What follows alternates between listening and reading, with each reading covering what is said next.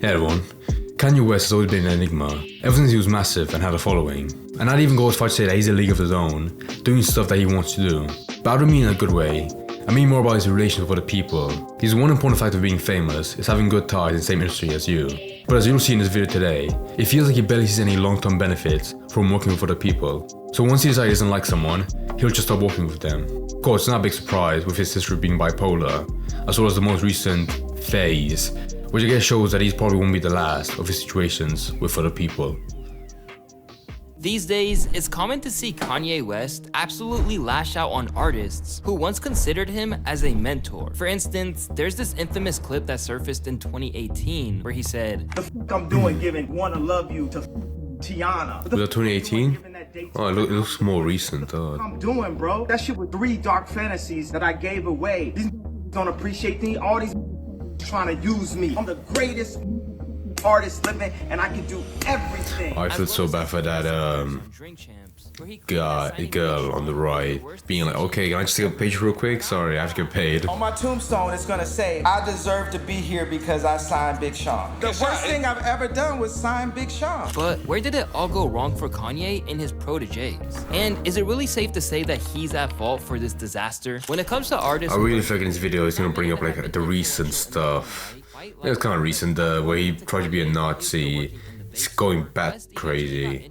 So I feel like that's gonna be the point, even though it probably could be earlier. After that, he recruited Cudi to help write hooks for his groundbreaking album 808s and Heartbreak. And later, he would offer Cudi the chance to join Good Music. The rest is history, with Cudi delivering a classic in the shape of Man on the Moon during his time in the label. But by 2013, he made the decision to leave the label. At the time, he maintained that it was purely from a business standpoint. Did I say Good Music label? Or was that the name of the actual studio? Because that feels very braggy, being like, it was a good music label. He's dead if he leaves it. Initially, Cudi didn't really mind, but it gradually started to bother him, with him explaining in a 2014 interview with Complex, saying, "The vocals that I did on that song was a couple years old. I forgot which session it was, but it was just a reference. I discovered that I was on the song via Twitter. I saw kids hitting me up like, 'Are you on Guilt Trip?' or saying 'Great job.' And I'm like, what the f is everyone talking about?" Part of me was flattered, like it was kind of cool he thought about me. Then I started thinking about it more. It was like, why not call me and have me come in there and give it? Why underuse me? Why put 4 bars of my vocals to coax my fans into thinking this is a legitimate Kid Cudi feature on the song, and it isn't? Even though Kid Cudi voiced that does, yeah, I can see why he would be angry at that. Especially if it's like really old, like vocals, like only him, like Kanye himself in the studio would know that's that old. But of course for new people, to the fans, it would seem like actual new vocals he did himself right there. And they even collaborated on Ye's The Life of Pablo album back in 2016. However, things went left when Cudi decided to go on a long tirade about Ye in the industry in its entirety back in September of 2016. My tweets apply to who they apply. Ye, Drake, whoever. They don't give a fuck about. Is that Korean Twitter? Why is the layout so weird? How powerful you are by yourself when they see your greatness out of fear. At the time, Ye was in the midst of the St. Pablo tour, and with a live microphone in his hand, he decided to respond to Cudi's slander. Kid Cudi, don't never mention Ye name. I birthed you. Don't try to say who I can do songs with. You mad that I'm doing songs with Drake? Out of all the nicknames people have, I hate that one, Ye. Just feels so lazy. It's like one of those things where people see themselves as so big that they're really seeing they just call themselves as like a simple nickname, just Ye. But I just hate it. To cope with mental health and addiction issues, he made amends with Ye. This led to Kid Cudi and Kanye teaming up to make a really great album. You might know it now as Kids See Ghosts. With another classic to their name, they even headlined Camp Flog Gnaw together, and Cudi would once again contribute to Ye's music on Donda. However, in a story that's almost too unbelievably petty to be true, it would be Cudi's ties to a white guy from Staten Island that would forever sever their ties. At the height of Ye taking aim at Pete Davidson for hooking up with his ex-wife Kim Kardashian, just associating with him was enough to get Cudi out of Kanye's good graces. Just so everyone knows, Cudi will not be on Donda because he's friends with you-know-who. This time, it was Cudi that clapped back on social media, commenting on his post to say, I envy that kind of like high school drama where you have so much freedom in who you want to work with that you just refuse to feature anyone that is friends with someone who's going out with your ex-wife. That's so funny. I normally don't care about like divorces in like with celebrities, but the fact that it was Pete Davidson, that made the whole situation like way funnier in my eyes. dinosaur? Everyone knows I've been the best thing about your albums since I met you. With Cudi claiming that they had already talked about it behind closed doors, only for Ye to flip the script, Cudi took to Twitter to declare that, "You ain't no friend, bye." From here, it seemed like Cudi had finally reached his breaking point. And when it was unveiled on the track list for Pusha T's 2022 album, It's Almost Dry, they said that Rock and Roll with Pusha T would be their final collaboration. I did this song a year ago when I was still cool with Kanye. I am not cool with that man. He's not a friend, and I only cleared the song for Pusha cause that's my guy. This is the last song you will hear me on with Kanye. For Pusha, there was still no hope that this could maybe get resolved. You couldn't even imagine the amount of talking I even had to do to getting the record for the album cleared. Cudi is definitely very strong-willed, man. He's standing on what he's standing on. As it turned out, Push was right, and he refused to move an inch. Yeah, so you can already tell it's one of the situations where he's forced to bring them together, but he's by himself trying to actually do it. Again, and their beef is squashed, Cudi said. That's not me. What I say, I mean. I will be done with you. It's gonna take a motherfucking miracle for me and that man to be friends again.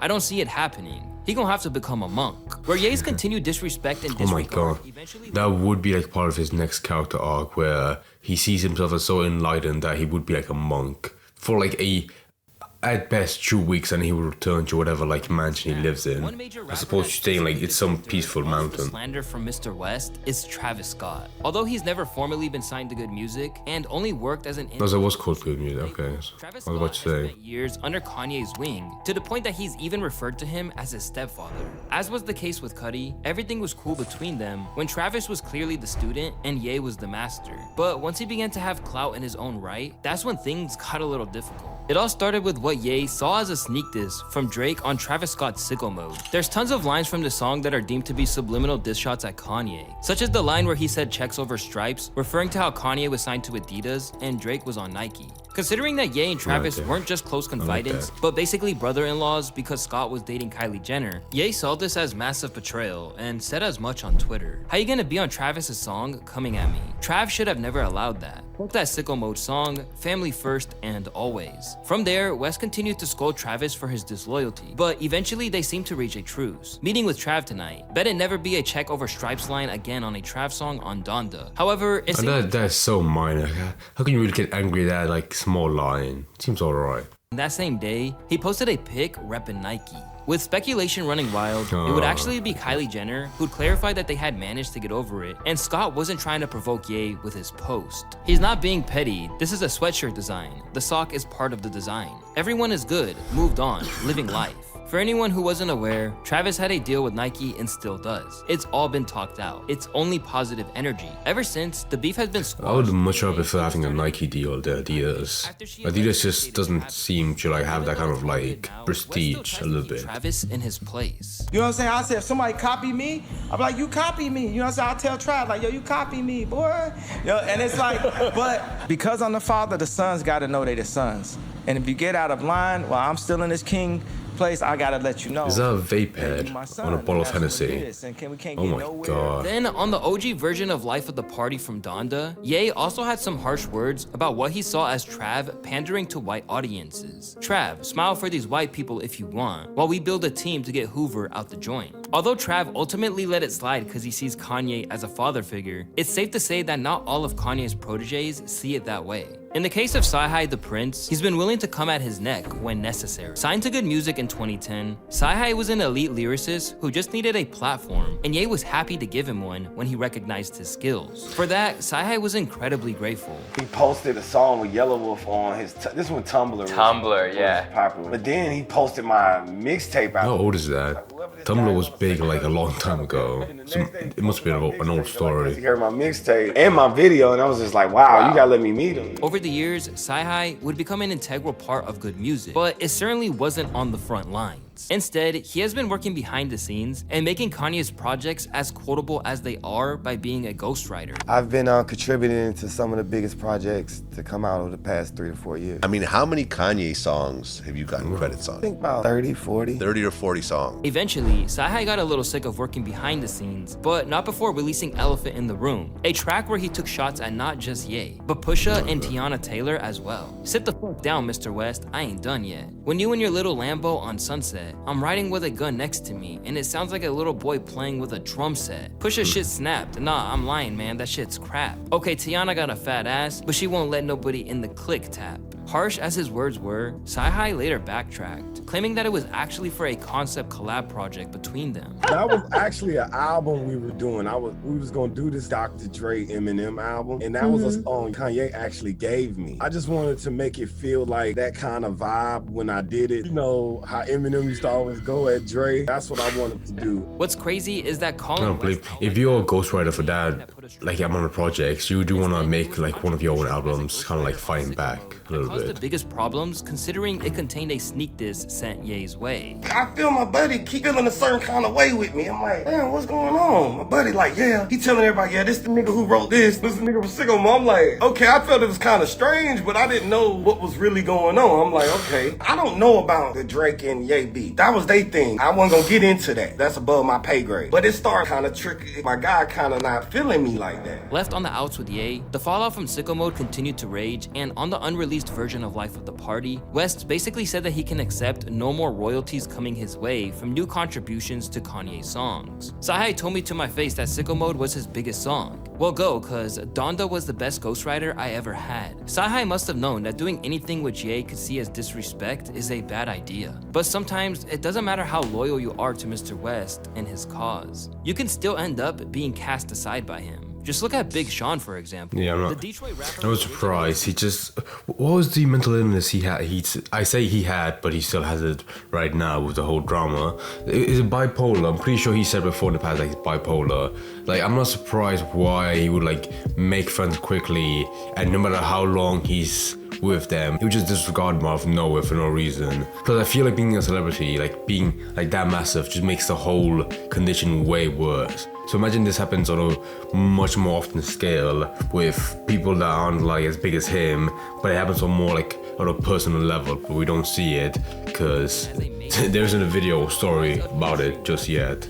Over time, he didn't exactly fulfill that promise, but he still had a very respectable career. Despite this and the gratefulness he always shown to Ye, he still ended up getting majorly disowned by Ye during his first legendary appearance on Drink Champs. When I die, on my tombstone, it's gonna say, I deserve to be here because I signed Big Sean. Initially, Big Sean just took this in stride and said that he would be making an appearance on Drink Champs soon to tell his side of the story. And when he did appear on the show with Nori, it was obvious that he still had mixed emotions about it. But above all, he was hurt by it. First, I thought it was hilarious. I thought it was funny. Then I took it personal. I took it personal because I'm the only artist who's put out 5 albums under Good Music. Cudi left a long time ago, business-wise. You know what I'm saying? And they still clicked up and linked up, right? So I'm the only artist who put out 5 albums under Good Music. I'm the only one who put out back-to-back-to-back #1s, platinum albums, double platinum albums. He texted me the next day and said, I want to meet with you and your mom to begin healing on both sides. And I was angry. I took it too personally because it's like you publicly humiliated me when I've been down for you. I love Kanye, bro. I love him for the opportunity he gave me and all these things, but I thought what he said was some bitch ass shit. And I thought that wasn't godly. It was a personal attack for no reason. He didn't have to do all that. So where he once would have did pretty much anything for Ye, the disrespect meant that he was now happy to open up about how Kanye shortchanged him as well. When I heard what he was talking about, it didn't make sense because my manager saw my record deal and said, this is a shitty record deal. I would never say that though, because why? It was an opportunity I could work my way out of anything. Jay Brown said it was the worst deal he'd ever seen. I had to spend my own money auditing my label because millions of dollars are missing, and you can tell when millions of dollars are missing. Later revealing that his first advance was just $15K. If that was his first deal, I wouldn't blame him, but still.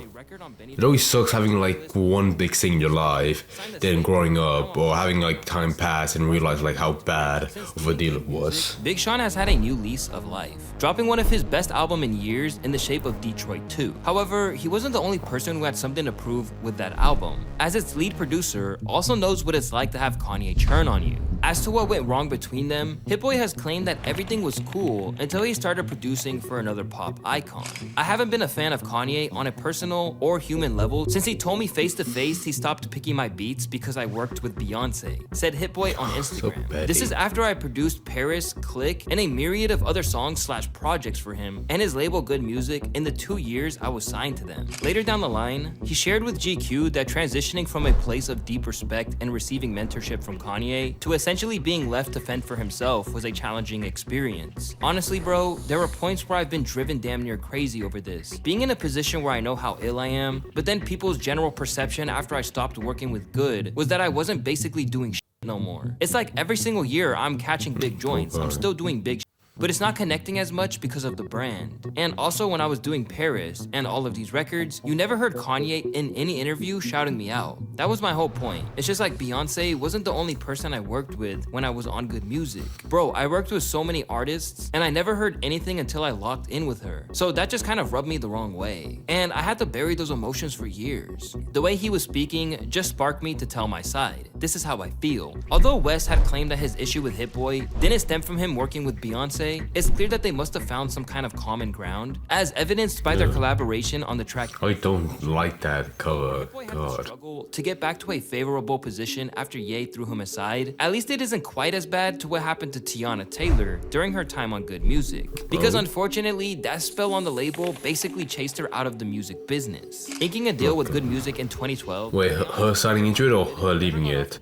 Because that feels way worse. 8 years, she released 3 albums, and by the time that the last one launched, she explicitly wanted out of her contract. But let's go back to 2018 when the problem really started. That summer, Teyana was set to release the record KTSE as part of the Good Music slate of 7-track albums. Initially, she was skeptical, but came around to the idea when Ye made it seem like her record was the grand finale. I didn't know like ahead of time that it wouldn't be any singles or visuals. I didn't know none of that, but I knew that it was gonna be the 5-album thing and they wanted mine to be last. He wanted mine to be the biggest. That's what I knew, the way they sauced it up. I was sold. As the album dropped, it was clear that it was an afterthought for Ye, and the whole thing was fumbled. Ye didn't even properly credit guest vocals for Mickey Blanco, and suddenly Teyana was getting the backlash. This led Teyana to have to take to Twitter to share her annoyance about how it all went down. You know it's bad if it's on Twitter. I had the biggest issue with how KTSE was handled as a whole. KTSE was more of a Kanye album than it was a Teyana Taylor album. Following this incident, there appeared to be a shift in Teyana's relationship with Ye and Good Music. During an appearance on Cam Newton's Smoke and Sip, she revealed that 2020's The Album would be her final record, as she couldn't work under the Good Music framework anymore. I put in a lot of work. I worked very, very hard. And I felt like the label wasn't really hearing me and seeing me. I felt underappreciated. It's not that I retired permanently, it's more like I just don't feel like I want to move another inch for a company. Considering how much talent Teyana had, it's crazy that the environment Ye and co-created was so much of a burden that she actively gave up her career over it. With Good Music's deal with Def Jam expired since 2022, and no word of a new distributor, Kanye has maybe had enough of being a label owner and is probably for the best.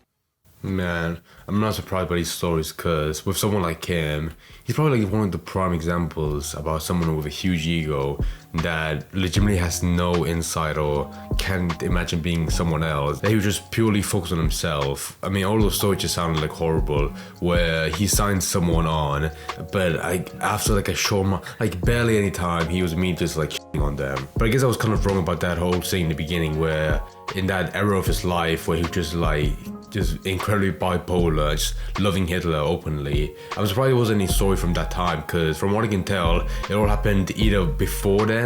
I think, it was probably before then. Because you will definitely hear stories about like them trying to like distance themselves from Kanye because of that whole character he's building out of nowhere, where in his eyes, he doesn't care what he's doing, which everyone knows is basically like a death sentence. So the only option they really have is to like get as far away from him as possible. But at the very least, in this video, there weren't any sad stories. Like, at most of the people here had at least some other like branches to explore and not just die off the second they left the label. Like, at least that makes me happy. It would suck to see them like be incredibly happy that they got onto the label and then just have Kanye on them and just get kicked out and they basically have nothing else to do. That would actually make me like miserable. That'd be so sad.